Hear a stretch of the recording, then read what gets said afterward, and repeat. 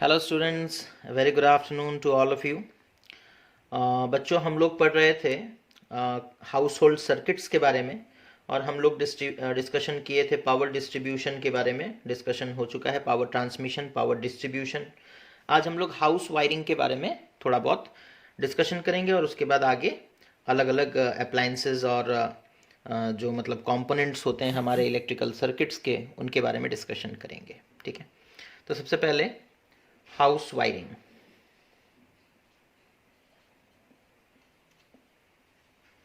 Okay, last जो zoom class हुआ था बच्चों, उसमें हम लोगों ने डिस्कशन कर लिया था किस चीज़ के बारे में ना, कैसे हमारे इलेक्ट्रिक पोल से कैसे कनेक्शन आता है, फिर एक कंपनी का फ्यूज़ लगता है, फिर किलोवाट आवर मीटर, फिर उसके बाद मेन स्विच, फिर उसके बाद फिर हमारे घर का जो फ्यूज़ होता है ना, वो कैसे लगता है, एमसीबी वगैरह हम लोग डिस्कशन किए थे। ठीक है, आज उससे आगे बढ़ते हैं। ठीक है, जैसे सपोज कर लो हाउस वायरिंग में जो सिस्टम हम लोग पढ़ते हैं बच्चों, बेसिकली वो रिंग सिस्टम के बारे में पढ़ते हैं, है ना। रिंग सिस्टम के बारे में पढ़ते हैं। ठीक है, तो जो तीन वायर्स हैं, है ना, तीन wires, that is the live, neutral and the other one is earth, है ना। ये तीन वायर्स हैं। ठीक है, live, neutral and earth. This is live, this is neutral and this is earth wire. ठीक है, हम लोग क्या करते हैं बच्चों, जैसे सपोज कर लो एक घर में एक रूम है, ठीक है, या फिर पूरे घर को हम लोग एक स्क्वायर से रिप्रेजेंट करते हैं। ठीक है, पूरे घर को हम लोग एक स्क्वायर से रिप्रेजेंट करते हैं। ठीक है, इस तरीके से ये पूरा घर है बच्चों। घर के अंदर अलग अलग रूम्स होंगे, है ना। जैसे सपोज कर लो यहाँ पर एक रूम है, इधर एक रूम है, इस तरीके से रूम्स वगैरह हैं। ठीक है, अब इस घर के अंदर हम लोग क्या करते हैं, एक रिंग यानी कि क्लोज्ड लूप में वायर्स को फिक्स कर देते हैं। ठीक है, क्लोज्ड लूप के आकार में, मतलब एक हम लोग लाइव वायर का क्लोज लूप बना लेंगे। ठीक है, एक लाइव वायर का क्लोज लूप। ये जो आउटर बॉक्स है बच्चों, ये जनरली हाउस को रिप्रेजेंट कर रहा है। ठीक है, उसके घर के अंदर में देखो हम लोग क्या कर रहे हैं। ठीक है, और उसके अंदर फिर हम लोग न्यूट्रल कनेक्शन के लिए एक वायर लगाएंगे। ठीक है, न्यूट्रल कनेक्शन का एक वायर, वो भी क्लोज्ड लूप रिंग के आकार में। ठीक है, क्लोज्ड लूप रिंग के आकार में। और उसके अंदर फिर हम लोग अर्थिंग के लिए एक वायर लगाएंगे। अर्थिंग के लिए एक वायर लगाएंगे। ठीक है, ये तीन वायर्स लग गए, है ना। ये जो वायर है, this is the live wire, ये हो गया न्यूट्रल, ये हो गया अर्थ। ठीक है, लाइव, न्यूट्रल, अर्थ। अब जो बाहर से कनेक्शन हमारा आया है, लाइव वायर को जोड़ देंगे बच्चों लाइव वायर के साथ। ठीक है, न्यूट्रल वायर को जोड़ देंगे बच्चों यहाँ पर एक जंपर, और यहाँ पर न्यूट्रल के साथ उसे जोड़ देंगे। ठीक है, और जो अर्थ का वायर है उसे हम लोग अर्थ के वायर के साथ जोड़ देंगे। कनेक्शन कंप्लीट हो गया, है ना। मतलब अब हमारे घर के अंदर में जो वायर्स लगे गए हैं, इस लाइव वायर का पोटेंशियल हो गया 220, इस न्यूट्रल का हो गया 0 और अर्थ का भी 0। ठीक है, बिकॉज हमारा जो लाइव वायर आता है बच्चों, उसका पोटेंशियल कितना होता है 220, न्यूट्रल का होता है 0 वोल्ट और अर्थ का भी 0 वोल्ट। ओके, अच्छा, तो ये हमारे घर के अंदर तीन वायर्स प्रेजेंट है अभी। ठीक है, और उन तीन वायर्स में क्या है ना, एक लाइव है जिसका पोटेंशियल 220 वोल्ट है, एक न्यूट्रल है जिसका पोटेंशियल 0 वोल्ट है, और तीसरा अर्थ है उसका पोटेंशियल भी 0 वोल्ट है। ठीक है, अब हमें कनेक्शंस निकालने हैं। जैसे सपोज कर लो हमें एक स्विच, एक बल्ब का कनेक्शन शो करना है अलॉन्ग विद द फ्यूज। ठीक है, हमें एक स्विच, ठीक है, और स्विच के साथ लगेगा एक बल्ब और साथ में एक फ्यूज़। ठीक है, हालांकि बल्ब के साथ जनरली हम लोग फ्यूज़ नहीं लगाते। ठीक है, बल्ब के साथ हम लोग जनरली फ्यूज़ नहीं लगाते, बट फिर भी दिया है बुक में तो हम लोग देख लेते हैं। और उसी तरीके से एक स्विच होगा, ठीक है, प्लस एक सॉकेट प्लस एक फ्यूज़, है ना। इसका कनेक्शन भी दिखा देते हैं। ठीक है, तो करना क्या है बच्चों, कुछ नहीं, देखो जैसे सपोज कर लो हमें इधर एक रूम है, ठीक है, या फिर इधर हमें कनेक्शन निकालना है, तो हम लाइव वायर से एक कनेक्शन निकालेंगे, ठीक है, लाइव वायर से एक कनेक्शन निकाले। सबसे पहले इसमें एक फ्यूज लगा देंगे, ठीक है, सबसे पहले इसमें एक फ्यूज लगा दिए। फ्यूज लगाने के बाद, ठीक है, this is the fuse, okay. फिर यहाँ से कनेक्शन आगे बढ़ेगा, एक स्विच के पास जाएगा, ठीक है, सपोज कर लो this is the switch. Switch से फिर कनेक्शन आगे बढ़ेगा, ये हो गया बच्चों स्विच, ओके। फिर स्विच से कनेक्शन आगे बढ़ेगा, ओके, और फिर हम लोग इधर लगा सकते हैं क्या ना, बल्ब, ठीक है। सपोज स्विच से कनेक्शन आगे बढ़ा, इधर हम लोग आए और ये सपोज कर लो बल्ब, ठीक है। और फिर ये कनेक्शन लौटेगा किसके पास, न्यूट्रल वायर के पास लौटेगा, किसके पास, न्यूट्रल वायर के पास, ठीक है। आप न्यूट्रल वायर को डॉटेड लाइन से रिप्रेजेंट हम लोग कर रहे हैं, तो यहाँ पर डॉटेड लाइन बनाएंगे, बड़े बड़े डॉट्स वाले लाइन, ठीक है। This is the neutral, okay, and this is the live, ठीक है। अब देखो काम कैसे करेगा, है ना। अब क्योंकि तुम्हारा जो रिंग है वो कनेक्टेड है लाइव, न्यूट्रल, अर्थ तीनों के साथ, है ना। अब जैसे ही तुम यहाँ पर स्विच ऑन करोगे, ये लाइव वायर जो तुमने स्विच के साथ कनेक्ट किया है बच्चों, वो रिंग सिस्टम के लाइव के साथ कनेक्टेड है। मतलब यहाँ पर पोटेंशियल कितना है 220 वोल्ट, यहाँ पर पोटेंशियल कितना है 0 वोल्ट। जैसे ही तुम स्विच ऑन करोगे, यहाँ से करंट एंटर करेगा, फ्यूज के थ्रू होता हुआ स्विच तक पहुंचेगा। स्विच अगर ऑन है तो स्विच के थ्रू होता हुआ वो बल्ब तक पहुंचेगा, और फिर न्यूट्रल वायर के थ्रू वो करंट रिटर्न कर जाएगा, न्यूट्रल वायर के थ्रू करंट रिटर्न कर जाएगा। सर्किट कंप्लीट हो गया तो फिर हमारा बल्ब जो है वो ग्लो करने लगेगा, है ना। बल्ब या लैंप जो भी बोल लो, it will start to glow, ठीक है। तो इस तरीके से बच्चों हम लोग कनेक्शन कर सकते हैं। सिमिलर मैनर में आप एक स्विच, सॉकेट और फ्यूज का कनेक्शन दिखा सकते हो, है ना। सिमिलर मैनर में स्विच, सॉकेट और फ्यूज का कनेक्शन दिखा सकते हो। हाँ, एक चीज बढ़ जाएगा, सॉकेट में बच्चों तुम देखे होगे 3 पिन सॉकेट्स आते हैं, 3 पिन वाले, ठीक है, या फिर 5 पिन सॉकेट्स आते हैं, है ना। तो इसमें जो ऊपर में जो एक बड़ा सा मतलब ये होता है, क्या बोल सकते हैं, सॉकेट का जो पिन होता है वो बड़ा रहता है, वो जनरली अर्थ के साथ कनेक्शन होता है, ठीक है। वो जनरली किसके साथ कनेक्शन होता है, अर्थ के साथ, और एक लाइव के साथ, एक न्यूट्रल के साथ, है ना। तो सॉकेट कुछ इस तरीके का होता है ना। सॉकेट का ये वाला कनेक्शन किसके साथ होगा, अर्थ के साथ, ये वाला कनेक्शन किसके साथ होगा, न्यूट्रल के साथ, ये वाला कनेक्शन किसके साथ होगा, लाइव के साथ। बस इतना याद रखना है और कनेक्शन आराम से कर सकते हो, ठीक है। अच्छा, जैसे सपोज कर लो हमें कनेक्शन करना है एक सॉकेट, स्विच और फ्यूज, ठीक है, एक सॉकेट, स्विच और फ्यूज, ठीक है। अच्छा, तो इधर ही कर लेते हैं हम लोग।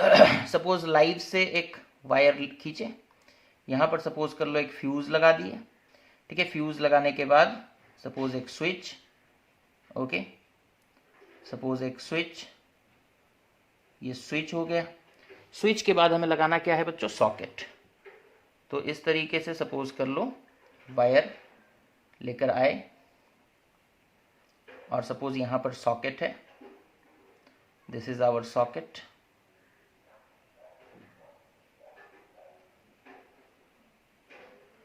लाइव वायर को ला करके इधर लगा दिए, कनेक्ट कर दिए, ठीक है, सॉकेट के एक पिन के साथ। उसी तरीके से न्यूट्रल वायर को यहां से सपोज हम लेकर के आए,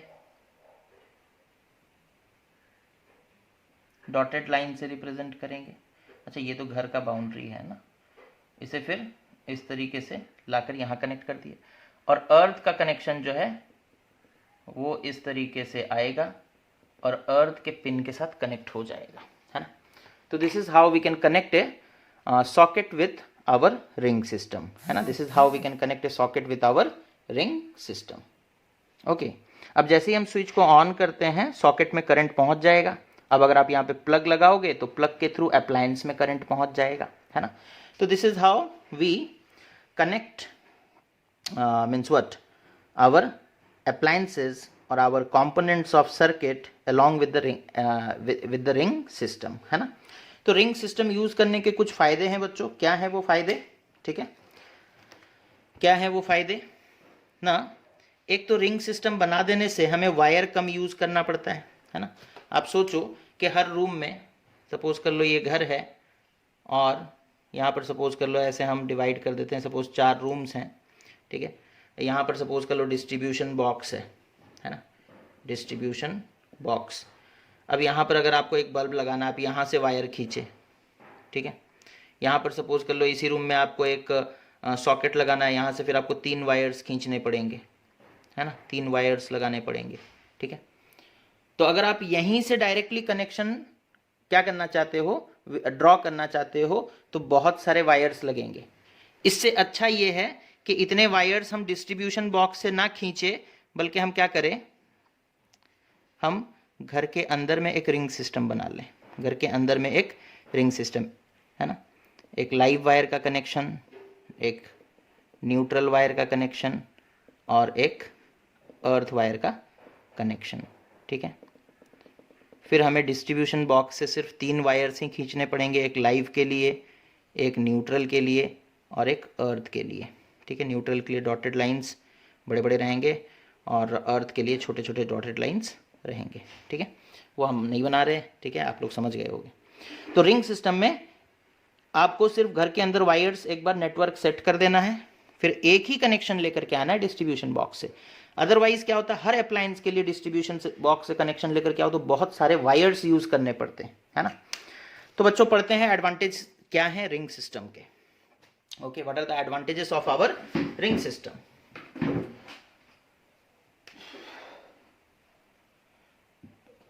पहला चीज, in ring system, okay, the appliances gets connected in parallel, with the circuit, ठीक है। तो रिंग सिस्टम का एक फायदा यह है कि पैरेलल कनेक्शन वो प्रोवाइड करता है ना।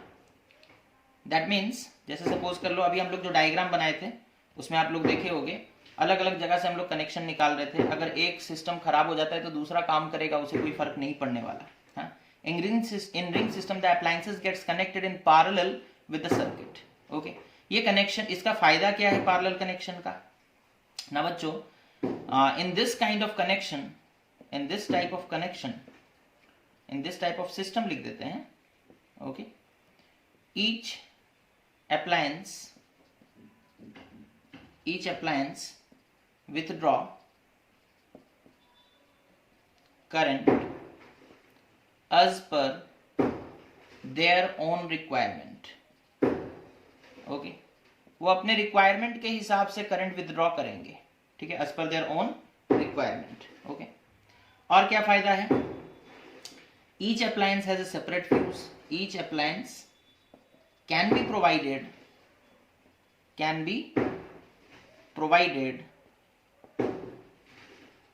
with a dedicated fuse और MCB, ठीक है। अभी हम लोग 2 कनेक्शन देखे थे बच्चों, एक बल्ब का कनेक्शन और एक स्विच सॉकेट का।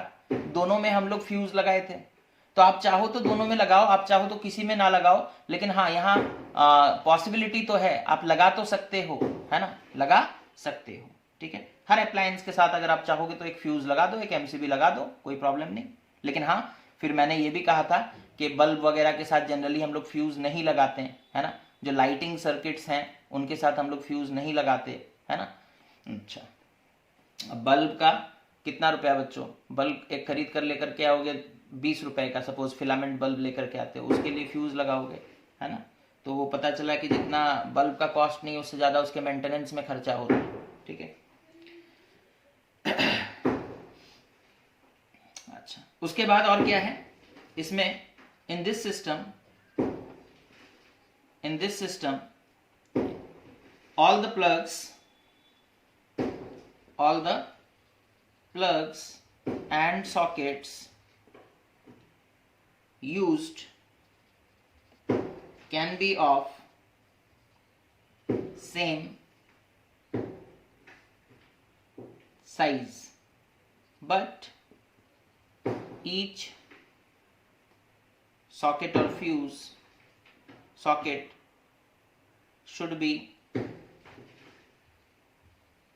connected to a fuse of suitable rating,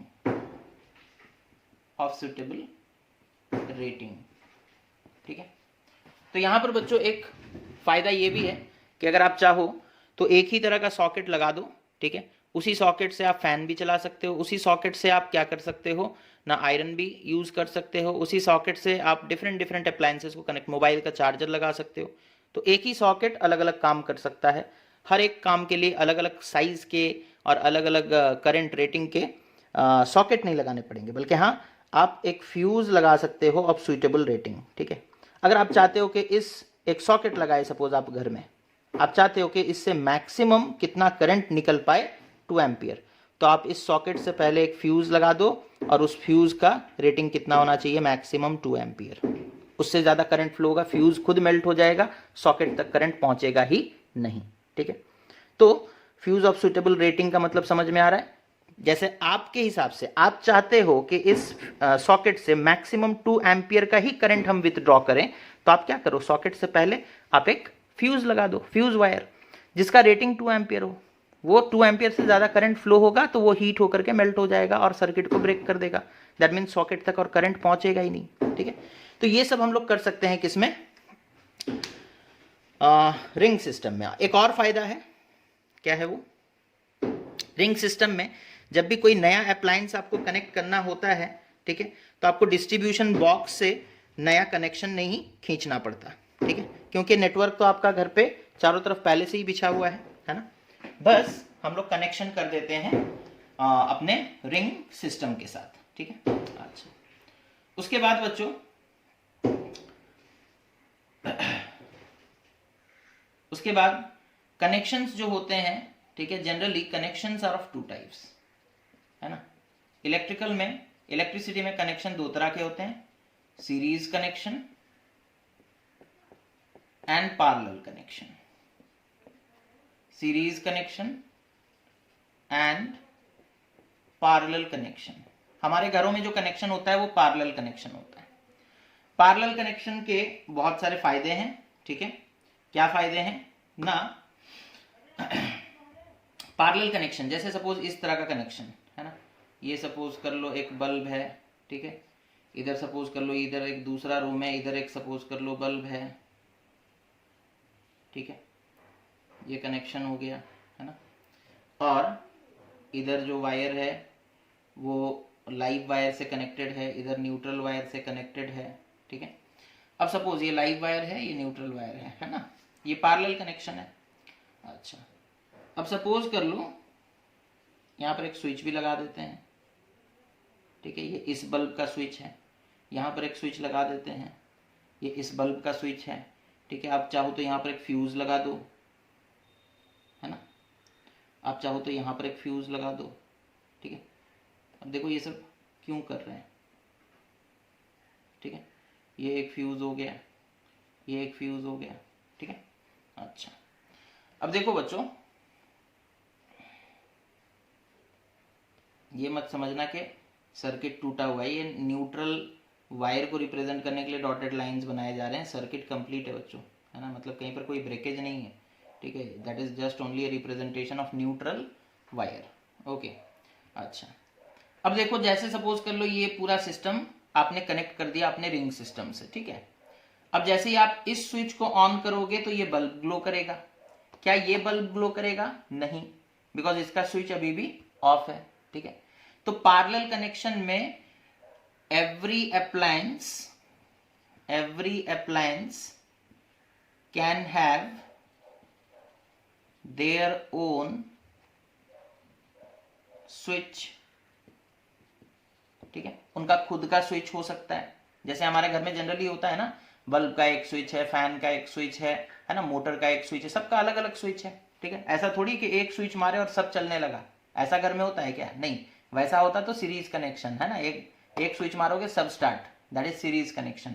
मतलब अगर बल्ब को इस तरीके से कनेक्ट करते, ठीक है, बल्ब को अगर इस तरीके से कनेक्ट करते, ठीक है, अब यहाँ पर एक स्विच लगा दिए और ये सपोज कर लो हमारा लाइव वायर और इधर सपोज कर लो हमारा न्यूट्रल वायर, ठीक है। अब जैसे ही स्विच ऑन करोगे ये बल्ब भी जलने लगेगा, ये बल्ब भी ग्लो करने लगेगा, ठीक है, दोनों ही ग्लो करेंगे साथ में। बंद करोगे तो दोनों ही बंद हो जाएंगे। तो सीरीज कनेक्शन का ये नुकसान है, जो कि पैरेलल कनेक्शन का एडवांटेज है। Okay, every appliance can have their own switch. Okay, दूसरा चीज यहां पर देखो, इस बल्ब का जो कनेक्शन है वो लाइव वायर के साथ है। इस लाइव वायर जिसका वोल्टेज कितना है 220, इधर न्यूट्रल का कितना है 0 वोल्ट, ठीक है। ये जो बल्ब है ये भी कनेक्टेड है 220 और 0 के बीच में, तो दोनों को वोल्टेज सेम मिल रहा है। पैरेलल कनेक्शन में, in parallel connection every appliance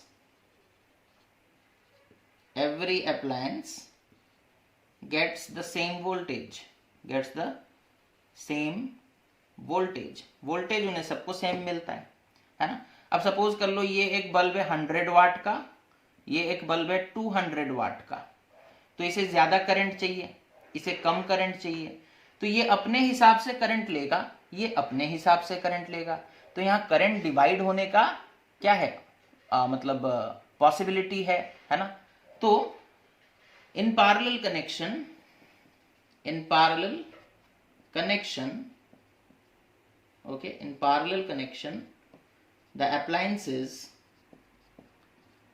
the appliances can withdraw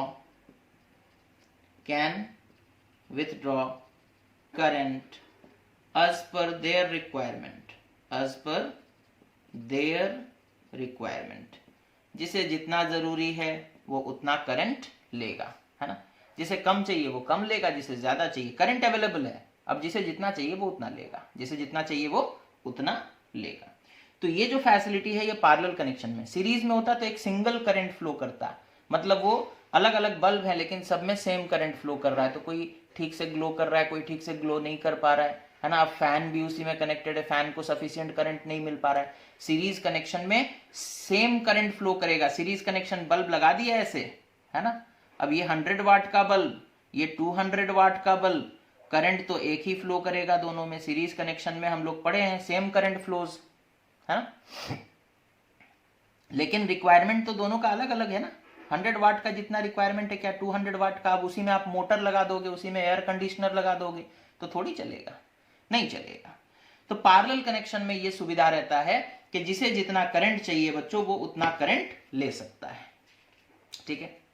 अब यहां देखो, अगर एक बल्ब को हम ऑफ कर दिए तो दूसरा ऑफ नहीं होगा। जैसे यहां पर देखो, अभी ये बल्ब ऑफ है, इसका स्विच ऑफ है, इसका स्विच ऑन है तो ये जल रहा है, इसका स्विच ऑफ है तो ये बुझा हुआ है ना।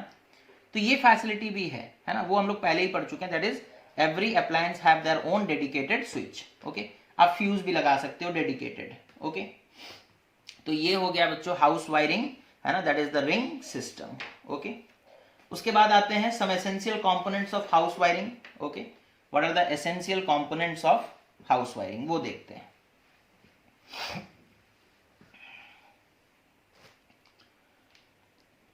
essential component of house wiring. क्या है एसेंशियल कंपोनेंट्स हाउस वायरिंग के, ठीक है।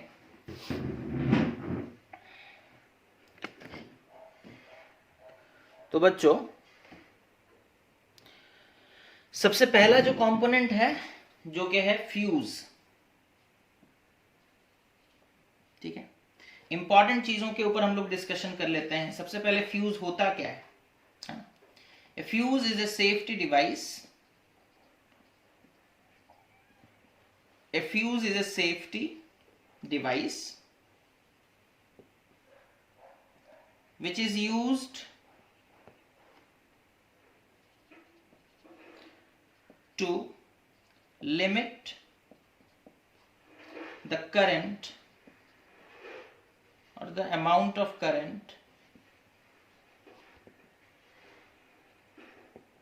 flowing इन ए सर्किट। ओके, ठीक है। अच्छा, दूसरा इंपॉर्टेंट चीज, फ्यूज जो है fuse works on the heating effect of current. बहुत बार पूछा जाता है what is the principal on which fuse works, तो तुम लिखोगे fuse works on the heating effect of electric current. Electric current heat produce करता है और हीट प्रोड्यूस होने की वजह से फ्यूज वायर क्या हो जाएगा, ना गर्म होगा और मेल्ट हो जाएगा। ठीक है, तो अगर फ्यूज वायर को मेल्ट होना है तो फ्यूज वायर बनाएंगे कैसा? हाँ, ना the fuse wire should have high resistance and low melting point. Fuse wire should have high resistance and low melting point. ठीक है, रेजिस्टेंस हाई होना चाहिए, मेल्टिंग पॉइंट कम होना चाहिए, है ना। उसके बाद इंपॉर्टेंट चीज क्या है, fuse wire should always be connected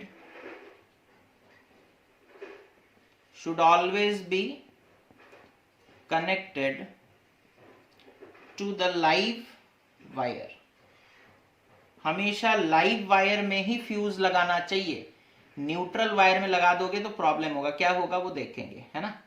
points को याद रखो बच्चों, नोट डाउन करो, पॉइंट्स को याद रखो। ठीक है, तो फ्यूज एक सेफ्टी डिवाइस है जो कि लिमिट कर देगा कि कितना करंट फ्लो हो सकता है। फ्यूज कौन से प्रिंसिपल पर काम करता है, ना heating effect of electric current.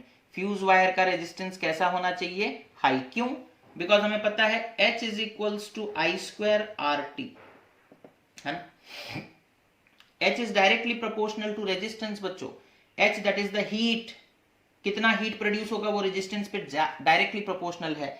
तो अगर सपोज कर लो आप एक कनेक्शन कर रहे हो, कॉपर का वायर है, बीच में एक फ्यूज लगा हुआ है ना, तो कॉपर का वायर का रेजिस्टेंस जितना भी है, फ्यूज का रेजिस्टेंस उससे ज्यादा होना चाहिए। कैसा होना चाहिए? ज्यादा होना चाहिए। ठीक है, अच्छा, क्योंकि अगर कॉपर और फ्यूज दोनों का रेजिस्टेंस सेम हो गया तो इसमें जितना हीट प्रोड्यूस होगा इसमें भी उतना ही हीट प्रोड्यूस होगा। लेकिन अगर इसका रेजिस्टेंस सपोज कर लो स्मॉल r, इसका रेजिस्टेंस सपोज कर लो कैपिटल R बड़ा है, ठीक है, तो इसमें ज्यादा हीट प्रोड्यूस होगा सेम करंट के लिए। इसमें जो करंट फ्लो कर रहा है इसमें भी वही करंट फ्लो कर रहा है, लेकिन ये जो कॉपर का कनेक्टिंग वायर है, कॉपर का कनेक्टिंग वायर है, इसका रेजिस्टेंस कम है, और ये जो फ्यूज का वायर है इसका रेजिस्टेंस ज्यादा है। ठीक है, ज्यादा रेजिस्टेंस तो ज्यादा हीट। ठीक है, अच्छा, उसके बाद लो मेल्टिंग पॉइंट होना चाहिए। जैसे कनेक्टिंग वायर है ना, कॉपर का होता है, उसका मेल्टिंग पॉइंट ज्यादा है, और जो फ्यूज हम लोग बनाएंगे उसका मेल्टिंग पॉइंट कॉपर से कम होना चाहिए। ऐसा ना हो कि कॉपर का मतलब फ्यूज वायर तुम बना लिए जिसका मेल्टिंग पॉइंट कॉपर से भी ज्यादा है, पता चला हीट प्रोड्यूस हो रहा है, कॉपर मेल्ट हो गया लेकिन फ्यूज वायर मेल्ट नहीं हो रहा है, तो ऐसा थोड़ी हम लोग करेंगे। हमारा जो फ्यूज वायर होगा उसका मेल्टिंग पॉइंट कनेक्टिंग वायर से कम होना चाहिए, कनेक्टिंग वायर से काफी कम होना चाहिए। ठीक है, तो ये सारे चीजों को ध्यान में रखोगे बच्चों, है ना। और फ्यूज वायर को हमेशा किधर कनेक्ट करना है उस चीज को भी याद रखोगे। ठीक है, अच्छा, उसके बाद चीजों को नोट करो, जितना बता रहे बस उतना याद रखो। ठीक है, उससे ज्यादा कुछ भी एग्जाम में नहीं आता है। ठीक है, उसके बाद देखो,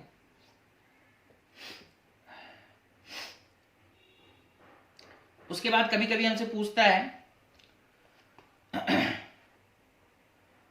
जो फ्यूज वायर का टेम्परेचर, फ्यूज वायर का जो राइज इन टेम्परेचर है ना, फ्यूज वायर का टेम्परेचर बढ़ेगा तभी तो वो मेल्ट करेगा। तो फ्यूज वायर का जो राइज इन टेम्परेचर है वो किन फैक्टर्स पे डिपेंड करता है ना। फैक्टर्स क्या है? तो फैक्टर्स याद रखोगे बच्चों, क्या है? That is it depends upon the amount of current, okay, amount of current, और फैक्टर्स क्या है ना, directly proportional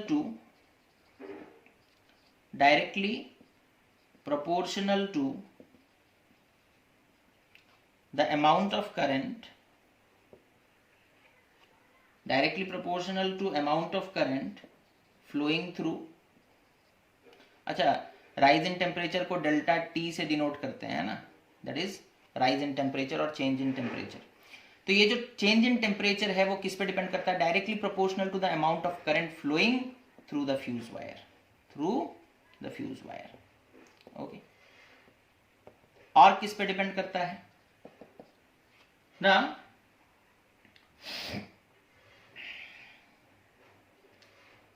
it is inversely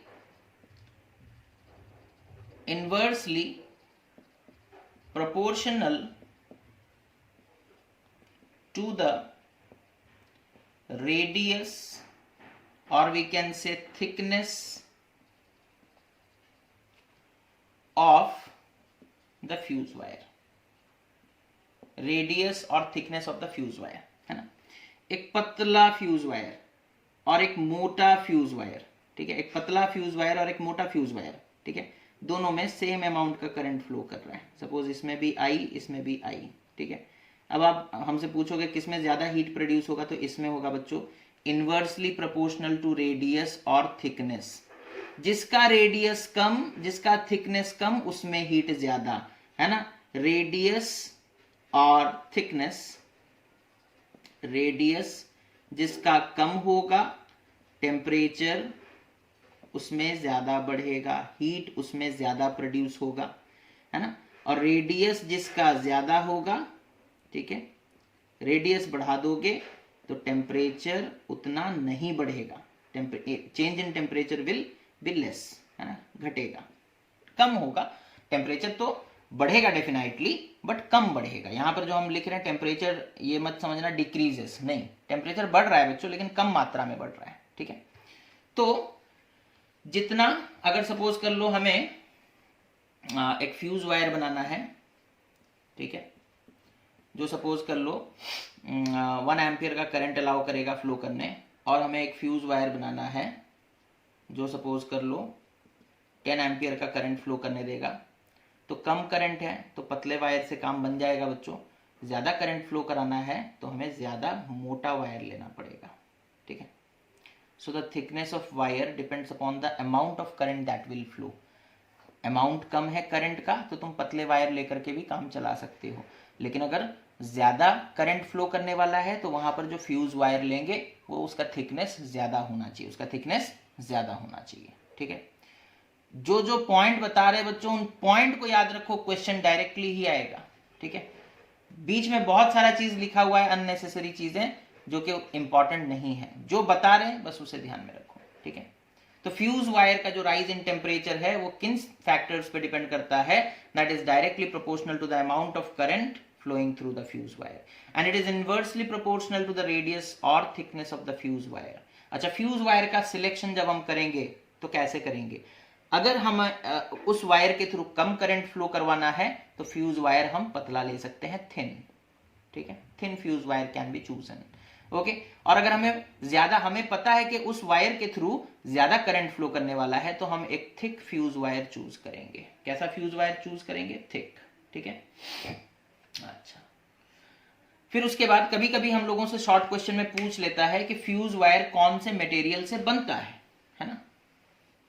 तो फ्यूज वायर क्या कोई मेटल का बनता है, नहीं। फ्यूज वायर बच्चों एक एलॉय है ना। फ्यूज वायर क्या है ना, एक एलॉय है। Fuse wire is an alloy of generally made up of lead and tin, ठीक है। तो fuse wire is an alloy of lead and tin, okay. अच्छा, और ये जो लेड एंड टिन का कॉम्बिनेशन है, ये हम लोग लेड एंड टिन का क्यों लेते हैं कॉम्बिनेशन, ओके, बिकॉज एक तो इसका मेल्टिंग पॉइंट 250 डिग्री सेल्सियस के अबाउट रहता है नियरली, ओके। और इसका जो स्पेसिफिक रेजिस्टेंस है ना, जो स्पेसिफिक रेजिस्टेंस होता है फ्यूज वायर का वो बच्चों greater than specific resistance and copper and greater than specific resistance of aluminium. Generally copper या एल्यूमिनियम हम लोग यूज करते हैं कनेक्टिंग वायर के आकार में, है ना। जैसे स्विच से लेकर के बल्ब तक जो वायर है वो कॉपर या फिर एल्यूमिनियम का होता है। तो फ्यूज वायर जो लगाएंगे उसका रेजिस्टिविटी इनसे ज़्यादा होना चाहिए। रेजिस्टिविटी ज़्यादा होगा तो फ्यूज वायर का रेजिस्टिविटी ज़्यादा है, मतलब रेजिस्टेंस ज़्यादा होगा। ठीक है, अच्छा ओके। अगर हमसे पूछेगा कि हम लोग एल्यूमिनियम या कॉपर क्यों नहीं यूज करते, है ना, एल्यूमिनियम या फिर कॉपर डायरेक्टली क्यों नहीं यूज करते as fuse wire, why they are not used as fuse wire, है ना, not used as fuse wire. तो प्रॉब्लम क्या है बच्चों? प्रॉब्लम है एक तो इनका मेल्टिंग पॉइंट काफी ज्यादा होता है, मेल्टिंग पॉइंट इज हाई, है ना। मेल्ट करेंगे ही नहीं, सर्किट ब्रेक नहीं होगा, करंट तो फ्लो करता रहेगा और वो करंट हमारे अप्लायंस को डैमेज कर सकता है। तो फिर एल्यूमिनियम और कॉपर का अगर हम लगा भी दिए फ्यूज वायर तो कोई किसी काम का नहीं होगा। ठीक है, अच्छा। मेल्टिंग पॉइंट हाई होता है, लगभग वो लिखते हैं कितना, 1080 degree Celsius, nearly equal to 1080 degree Celsius. Okay, अच्छा। उसके बाद आते हैं बच्चों हम लोग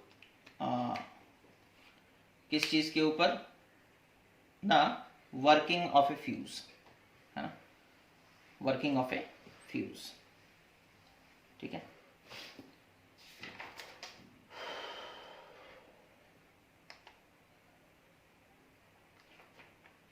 देखो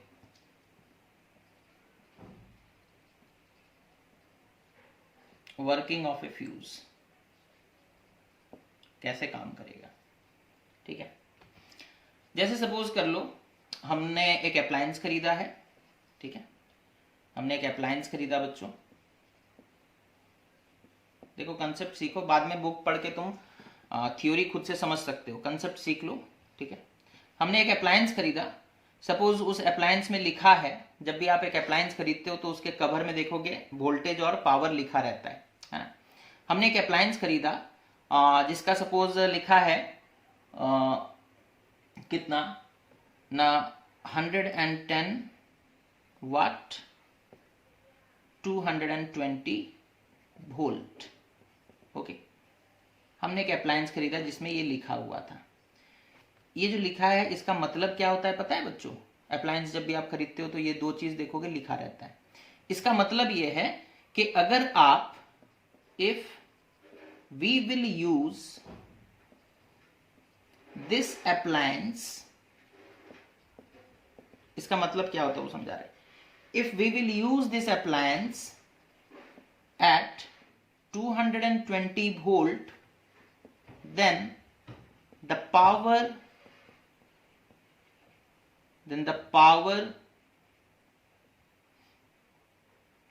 developed by it will be 110 watt। इसी को और एक तरीके से लिख सकते हैं, और 110 joule of energy will be consumed by this appliance in 1 second। ठीक है, तो जब आप एक अप्लायंस खरीदते हो, है ना, सपोज कर लो आपने कुछ भी एक इलेक्ट्रिकल अप्लायंस खरीदा, उसमें लिखा है 110 वाट 220 वोल्ट। इसका मतलब है अगर आप उसे 220 वोल्ट का पोटेंशियल दोगे तो वो 110 वाट का पावर जनरेट करेगा या कंज्यूम करेगा। ठीक है, या फिर ऐसे लिख सकते हो कि वो 110 जूल का एनर्जी कंज्यूम करेगा 1 सेकंड में। जैसे आप एक एलईडी बल्ब खरीद कर लेकर आए, ठीक है, एक एलईडी बल्ब खरीदे बच्चों जिसमें लिखा है 20 वाट 220 वोल्ट। मतलब अगर इस बल्ब के अक्रॉस पोटेंशियल कितना है, अगर इस बल्ब के अक्रॉस पोटेंशियल है 220 वोल्ट, तो ये कितना एनर्जी कंज्यूम करेगा ना 20 जूल पर सेकेंड। ये कितना एनर्जी कंज्यूम करेगा, 20 जूल पर सेकेंड। अगर वोल्टेज चेंज कर दोगे बच्चों तो पावर भी चेंज हो जाएगा और एनर्जी भी चेंज हो जाएगा। आपको पता है power is directly proportional to voltage. Voltage अगर इसी के लिए लिखा रहता है ना 110 वाट 220 वोल्ट, यानी कि 220 वोल्ट में यूज करोगे तब इतना पावर वो कंज्यूम करेगा। ठीक है, अगर वोल्टेज चेंज कर दोगे तो फिर पावर भी चेंज हो जाएगा। ठीक है, तो ये बताने का मतलब ये नहीं था हमारा, हालांकि ये चीज भी इंपॉर्टेंट है। ओके, अब यहां देखो, तो हम ये कह रहे थे बच्चों, ये चीज समझ में आ गया। चलो, हम ये कह रहे थे कि हमने एक अप्लायंस खरीदा है ना, जिसका पावर है 100 वाट, जिसका वोल्टेज है 220 volt.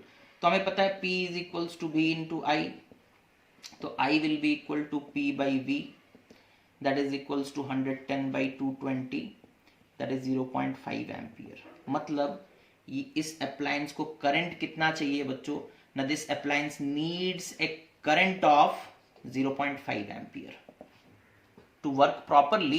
This appliance needs a current of 0.5 ampere. Okay, अच्छा, इतना क्लियर है।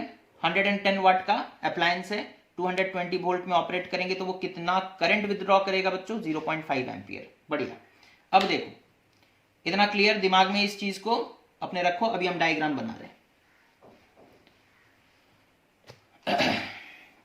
सपोज ये लाइव, ये न्यूट्रल, ये अर्थ का वायर, अर्थिंग वायर, अर्थ का वायर, जो भी बोल लो, लाइव, न्यूट्रल, अर्थ। अब हम वो अपने अप्लायंस को कनेक्ट करने जा रहे हैं बच्चों। हम अपने अप्लायंस को कनेक्ट करने जा रहे हैं, जो अप्लायंस हम खरीद कर लाए थे ना, है ना, जिसका पावर 110 वाट था, वोल्टेज 220 वोल्ट था, और फॉर्मूला यूज करके हमने पता लगा लिया कि वो 0.5 एम्पियर का करंट लेगा, है ना, ये हमें पता है। ओके, अब हम उस अप्लायंस को कनेक्ट करने जा रहे हैं। देखो, ये लाइव वायर से कनेक्शन लेकर आए, यहां एक फ्यूज लगाएंगे।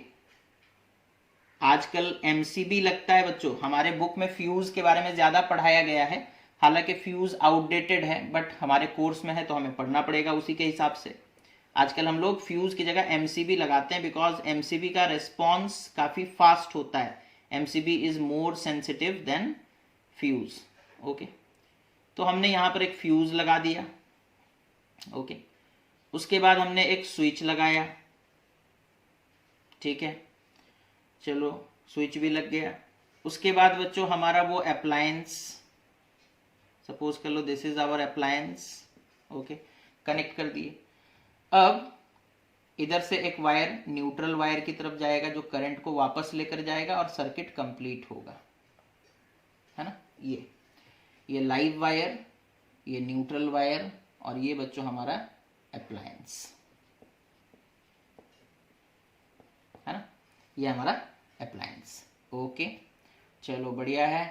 अप्लायंस का पावर पता है 110 वाट, वोल्टेज पता है 220 वोल्ट, मतलब इतना वोल्ट में ये इतना पावर कंज्यूम करेगा, और करंट हमने निकाल लिया 0.5 एम्पियर। ठीक है, फॉर्मूला यूज करके P is equal to V into I, I is equal to P upon V। Okay, very good. अब यहां देखो, ये जो फ्यूज वायर हम लगाएंगे ये कैसा होना चाहिए, मतलब ये 0.5 एम्पियर करंट को अलाउ करे फ्लो करने के लिए, लेकिन अगर उससे ज्यादा हो तो लिमिट करे, है ना।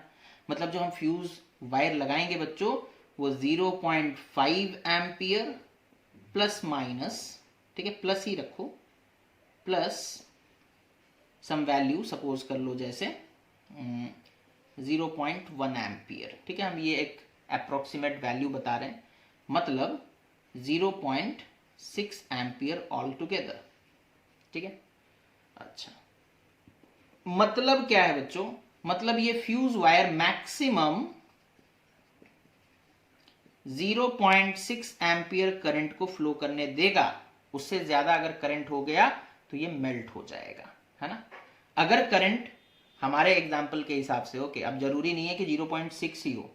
अप्लायंस तुम खरीदे हो, है ना, दुकानदार बोलेगा सर 1 एम्पियर में भी चलेगा, कोई प्रॉब्लम नहीं है, तो चलाओ 1 एम्पियर में, कोई प्रॉब्लम नहीं है। वो दुकानदार बोल रहा है, टेक्नोलॉजी के हिसाब से अगर वो सही है तो फिर कोई प्रॉब्लम नहीं। बट हाँ, हम लोग ये जो 0.1 एम्पियर हम ले रहे हैं ना, दिस इज द टॉलरेंस, इतने पे तो वो चलता है, लेकिन अगर थोड़ा सा ज्यादा हो जाएगा तो कोई प्रॉब्लम नहीं है। अगर आप लगा दोगे एकदम 0.5 वाला, अब 0.5 से थोड़ा बढ़ा और फ्यूज मेल्ट हो गया तो बार बार आपको चेंज करना पड़ेगा। हालांकि थोड़ा सा करंट बढ़ जाने से अप्लायंस को उतना कोई ज्यादा खास फर्क नहीं पड़ता, एक्सेस करंट फ्लो करने से अप्लायंस डैमेज होता है ना। तो इसी के लिए हम लोग थोड़ा सा बढ़ाकर रख सकते हैं बच्चों, कोई प्रॉब्लम नहीं है, ठीक है। तो हमारे एग्जाम्पल के हिसाब से मैक्सिमम 0.6 एम्पियर करंट फ्लो करेगा। अगर करंट का वैल्यू 0.6 एम्पियर से ज्यादा हुआ तो फ्यूज हो जाएगा मेल्ट और वो कर देगा सर्किट का ब्रेक, सर्किट को क्या कर देगा, ब्रेक, ठीक है। आपने स्विच ऑन किया, ठीक है, करंट देखो ये लाइव वायर है, करंट यहां से आया, ठीक है, और फ्यूज वायर के थ्रू फ्लो करके स्विच के थ्रू होते हुए अप्लायंस तक पहुंचा, है ना, यही तो हो रहा है। ओके, अब मान लो कि सर्किट में कुछ फॉल्ट हुआ, है ना, सर्किट में कुछ फॉल्ट हो गया और all of a sudden 2 ampere का करंट इधर से आया, ठीक है, लाइव वायर से, है ना, 2 एम्पियर का करंट लाइव। अभी यहीं पर समझ में आ जाएगा कि फ्यूज को लाइव वायर में ही क्यों कनेक्ट करते हैं। 2 एम्पियर का करंट मान लो बच्चों हमारे सर्किट में हो गया फॉल्ट, ठीक है, ये सर्किट का शॉर्ट फॉर्म है, तुम लोग मत लिख देना। सर्किट में सपोज हो गया है फॉल्ट और उस फॉल्ट के वजह से एक एक्सेस करंट फ्लो करना स्टार्ट किया, ठीक है, जैसे कि सपोज कर लो 2 एम्पियर हमने कहा। अब बच्चों 2 एम्पियर करंट अगर इस अप्लायंस तक पहुंचेगा तो हो सकता है वो उसे डैमेज कर दे, एक्सेस करंट आ जाएगा, अप्लायंस उतना बहुत ज्यादा हीट प्रोड्यूस होने लगेगा, H is equals to I² RT, है ना, करंट बढ़ेगा, है ना, तो हीट स्क्वायर के टर्म्स में बढ़ेगा, बहुत ज्यादा हीट होगा और हीटिंग इफेक्ट की वजह से अप्लायंस डैमेज हो सकता है। क्या हो सकता है, it can get damaged. Okay, तो होगा क्या, देखो जैसे 2 एम्पियर का करंट फ्लो हुआ, पहले तो फ्यूज में ज्यादा हीट प्रोड्यूस होगा, है ना, अभी हम लोग पढ़ रहे थे डेल्टा टी के बारे में, राइज इन टेम्परेचर 2 चीजों पर डिपेंड करता है, डायरेक्टली प्रोपोर्शनल टू करंट, है ना, करंट बढ़ा तो टेम्परेचर तुरंत बढ़ेगा और टेम्परेचर यानी कि हीट बढ़ेगा और हीट बढ़ा तो फ्यूज वायर मेल्ट कर जाएगा, मेल्ट कर जाएगा तो यहां पे देखो इस तरीके का एक गैप क्रिएट हो जाएगा, मतलब करंट आ रहा है फिर यहीं पर रुक जाएगा, आगे बढ़ नहीं पाएगा। And this is how the fuse wire और the fuse all together will save our appliance, will save our appliance. समझ में आ गया? अच्छा, अब कभी कभी हमसे पूछा जाता है कि फ्यूज को हम लोग लाइव वायर में क्यों कनेक्ट करेंगे, न्यूट्रल में क्यों नहीं कर सकते? तो देखो क्या होगा न्यूट्रल में कनेक्ट करने से। सपोज लाइव वायर में आपने फ्यूज नहीं किया, लाइव वायर लेकर आए डायरेक्ट यहां पे स्विच लगा दिए, ठीक है, और सपोज कर लो आपने क्या किया, बड़े चालाकी के साथ, ठीक है, किसी को बिना बताए आपने क्या किया ना, न्यूट्रल में एक फ्यूज लगा दिया। एक्सपेरिमेंट कर रहे थे, है ना, सर लगाते हैं न्यूट्रल वायर में फ्यूज, देखते हैं फिर क्या होगा, है ना। अब सपोज कर लो सिचुएशन वही है, एक 2 एम्पियर का करंट इधर से आया, आपको पता है 2 एम्पियर का करंट आपके अप्लायंस को डैमेज कर सकता है, ठीक है, वो करंट आया, अप्लायंस को क्रॉस किया, फ्यूज वायर तक पहुंचा और फ्यूज वायर मेल्ट हो गया, मान लो मेल्ट भी हो गया, बट देखो अभी भी लाइव वायर से करंट आता कहां से है, लाइव वायर से करंट अभी भी आ रहा है, स्विच ऑन है तो वो यहां से अप्लायंस के थ्रू फ्लो कर रहा है, current is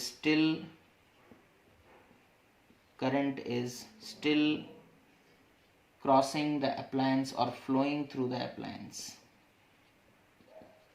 flowing through the appliance, है ना, अप्लायंस तक तो करंट पहुंच जा रहा है ना, फ्यूज तो आपने इधर लगाया है, फ्यूज मेल्ट हो चुका है, ये काम नहीं करेगा, ये ऑपरेशन इसका बंद हो जाएगा, ये चलना बंद कर देगा, लेकिन करंट तो इस तक पहुंच रहा है ना अभी तक, और ये करंट बच्चों अप्लायंस को डैमेज कर सकता है, ये करंट अप्लायंस को डैमेज कर सकता है।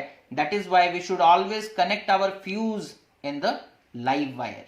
Okay, that is why we should always connect our fuse in the live wire. If we will connect the fuse in the neutral wire, then even after the circuit breaks, then even after the circuit break हो चुका है, then even after the circuit breaks, that excess current will reach the appliance and it may damage the appliance. Okay, so this is the working of a fuse and why we should connect our fuse in the live wire. Okay, next, current rating of A fuse वो बता चुके हैं बच्चों. Current rating कैसे निकालोगे? Appliance का current निकाल लो और करंट रेटिंग उसी हिसाब से हम लोग निकाल सकते हैं. ठीक है, तो करंट रेटिंग का फॉर्मूला क्या है? करंट रेटिंग अगर हमें निकालना है ऑफ फ्यूज तो क्या हो जाएगा ना, टोटल पावर. अच्छा, current rating of A fuse in A circuit, in A circuit, तो क्या हो जाएगा? Total power, okay, of appliances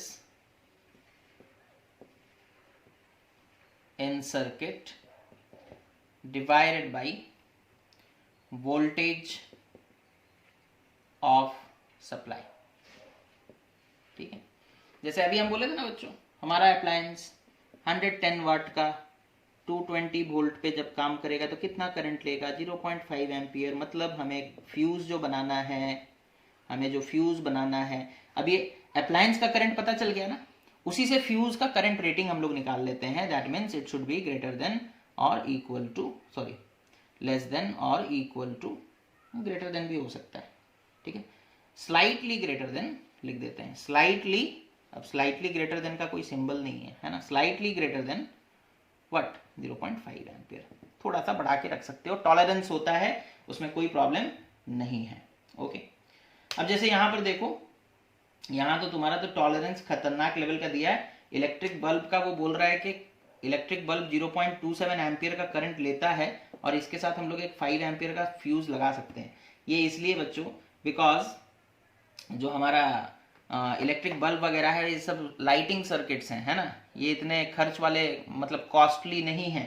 ये अगर खराब भी हो जाएंगे तो मतलब चलेगा, उतना ज़्यादा जल्दी खराब भी होते नहीं है. ठीक है, अच्छा, तो लाइटिंग सर्किट्स वगैरह में हम लोग 5 एम्पियर तक का फ्यूज लगाते हैं, जो हमारा कन्वेंशन है, जिस तरीके से हम लोग लगाते हुए आ रहे हैं. तो उस चीज़ को याद रखोगे कि जो लाइटिंग सर्किट है ना, लाइटिंग सर्किट, ठीक है, उसमें फ्यूज हम लोग लगभग 5 एम्पियर का ही लगाते हैं. ठीक है, और जो हैवी सर्किट है, ओके, जो हैवी सर्किट है उसमें हम लोग ग्रेटर देन 5 एम्पियर का लगाते हैं. ठीक है, जैसे कि 10 एम्पियर या फिर 15 एम्पियर या फिर 16 एम्पियर, 32 एम्पियर. ठीक है, अलग अलग रिक्वायरमेंट के हिसाब से हम लोग फ्यूज सिलेक्ट करते हैं. ठीक है, अच्छा, उसके बाद आते हैं बच्चों next topic, that is switch, है ना. एमसीबी के बारे में पहले भी बता चुके थे. ठीक है, that is miniature circuit breaker. ठीक है, ओके, इसका जो रिस्पॉन्स टाइम है it is nearly 25 millisecond. Okay, अच्छा,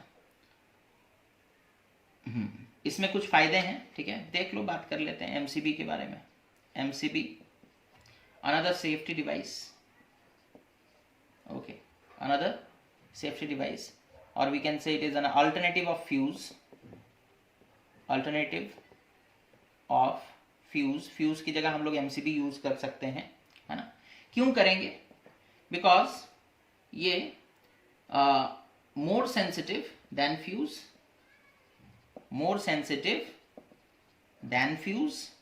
ओके, फ्यूज से ज्यादा सेंसिटिव है, पहला पॉइंट. दूसरा point, response time. Response time is very small, बहुत जल्दी रेस्पॉन्ड करता है, बहुत छोटे समय में रेस्पॉन्ड करता है. बुक के हिसाब से नियरली 25 मिली सेकेंड. ओके, अच्छा, और क्या फायदा है इसमें, है ना. अगर एमसीबी ट्रिप कर जाता है, if it trips, then after removing the fault,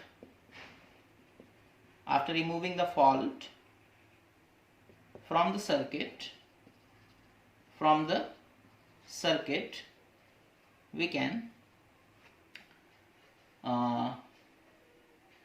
raise up the MCB, raise up the MCB and the circuit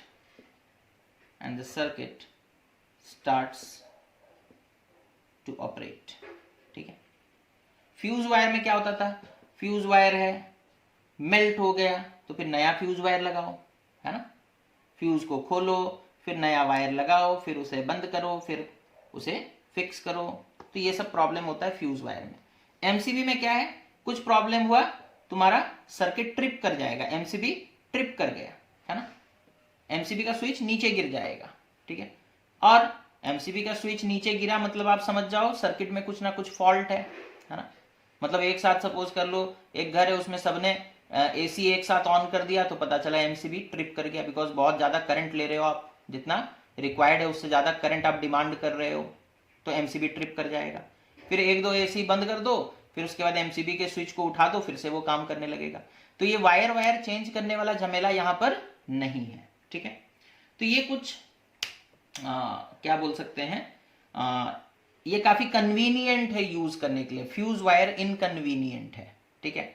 और सबसे इंपॉर्टेंट चीज तो है सेंसिटिव है और बहुत कम समय में रिस्पॉन्ड करता है, जिसकी वजह से ये ज्यादा प्रिफरेबल है over the fuse wire. Okay. Next, switches.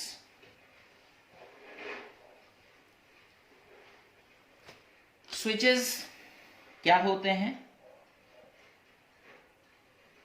क्या होते हैं स्विचेस ना. It is N on off device.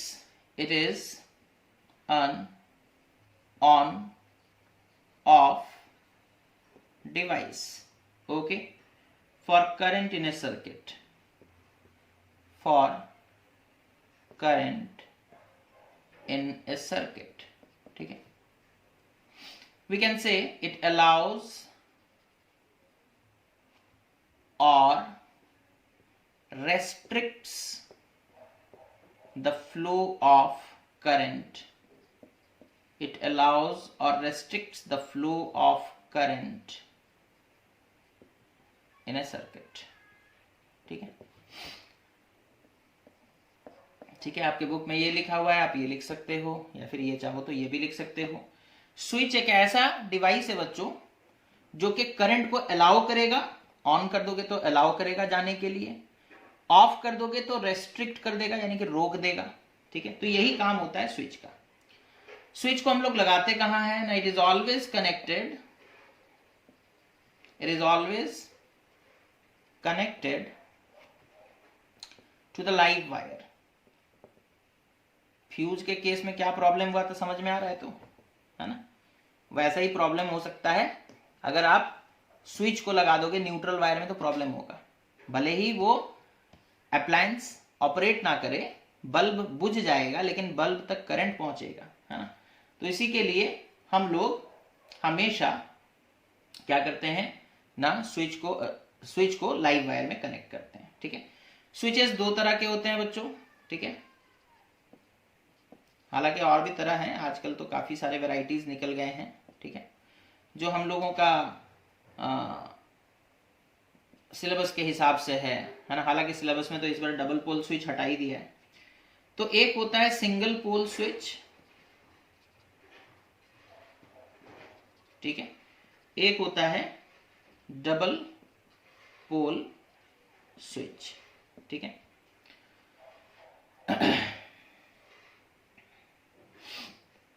अच्छा, दोनों में डिफरेंस क्या है. मेन स्विच याद है ना, वो डबल पोल स्विच था. ठीक है. सिंगल पोल स्विच क्या करता है बच्चों, it disconnects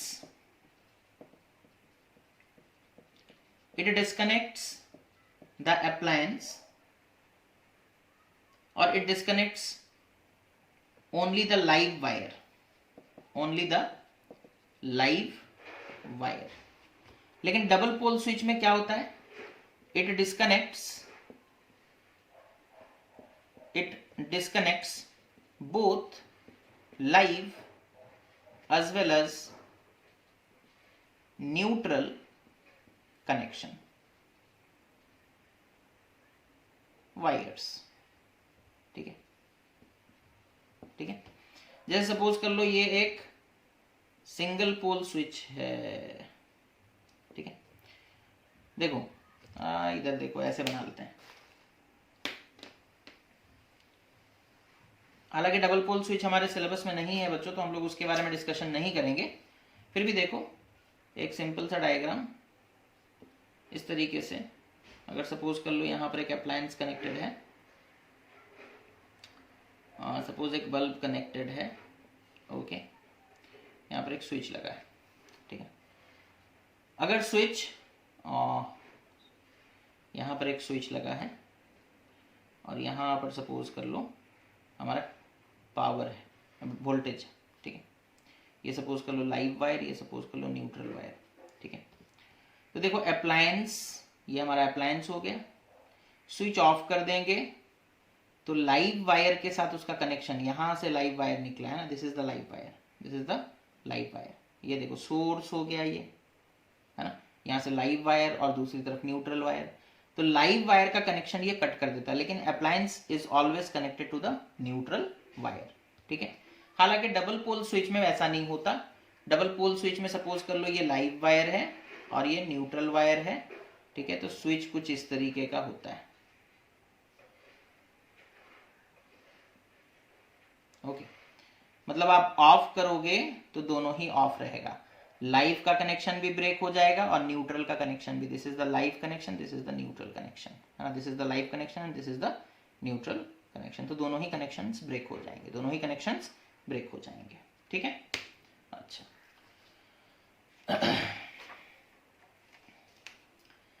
why should we connect the switch in the live wire? Obviously अगर हम लोग लाइव वायर में कनेक्ट नहीं करेंगे तो स्विच ऑफ करने के बाद भी अप्लायंस तक करंट पहुंचेगा, है ना। मान लो आपने इस तरीके का कनेक्शन किया, सपोज कर लो this is the power, okay, source of voltage, okay, ये सपोज लाइव, ये सपोज न्यूट्रल, है ना। मान लो आपने स्विच यहां लगा दिया और सपोज कर लो ये हो गया हमारा अप्लायंस, ठीक है। आपने न्यूट्रल वायर में कनेक्ट कर दिया स्विच, तो क्या होगा, स्विच ऑफ है लेकिन फिर भी देखो लाइव वायर से करंट निकल रहा है, अप्लायंस के थ्रू फ्लो कर रहा है और करंट आकर यहां पर रुक जा रहा है। तो obviously bulb will not glow, bulb will not glow, but current तो उसके थ्रू पास कर रहा है ना। करंट लाइव वायर से निकल रहा है और बल्ब के थ्रू होते हुए यहां पर आकर रुक रहा है, मतलब बल्ब के थ्रू तो वो पास कर रहा है, ठीक है। तो बल्ब ग्लो तो नहीं करेगा बच्चों, बट